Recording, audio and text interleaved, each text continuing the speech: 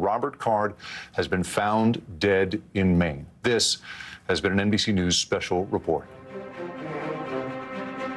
Heard by our team on the Israeli side of the border.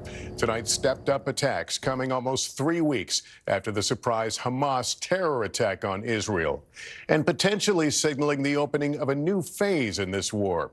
Tonight, with internet and cell service down, Gaza's isolation is closing in. Millions now unable to communicate with each other or the outside world, including those bearing witness to this moment.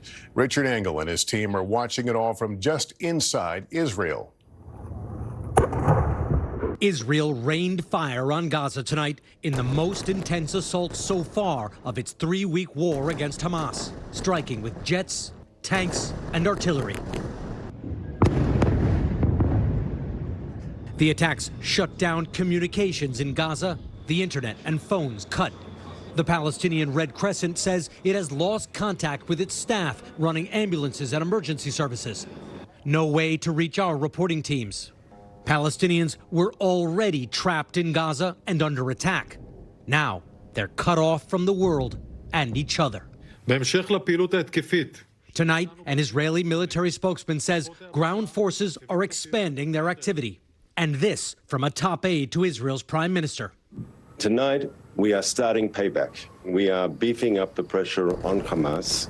We're hitting them hard. We'll be hitting them harder. Israel says it's targeting Hamas tunnels, claiming they also run under Gaza's largest hospital, describing it as a command center. Israel accuses Hamas of using civilians as human shields. The United Nations has said there is no safe place for them to go. Earlier, Israel stormed into Gaza in at least 2 brief incursions, with tanks and troops pushing in from the east and another naval assault from the Mediterranean Sea. Hamas has still been able to launch rockets at Israel, but only a few. One slipping through the Iron Dome defense system and striking in Tel Aviv. Hamas issued a threat that if Prime Minister Netanyahu decides to enter Gaza, quote, by land tonight, the resistance is ready, and soldiers will be swallowed up by the land of Gaza. Civilians in Gaza are living in a nightmare, and the White House tonight is urging a pause in the Gaza operation to help push for the release of hostages held by Hamas and to get in more humanitarian aid. And Richard, as we look at the blackness over your shoulder of where Gaza lies, I keep thinking about the hostages, the Israelis, some foreigners, including Americans. Is there any progress in negotiations?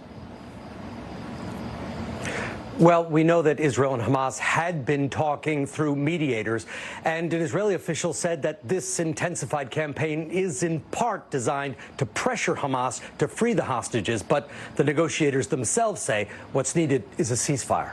Lester. Richard Engel tonight, thank you. We're following some breaking news right now.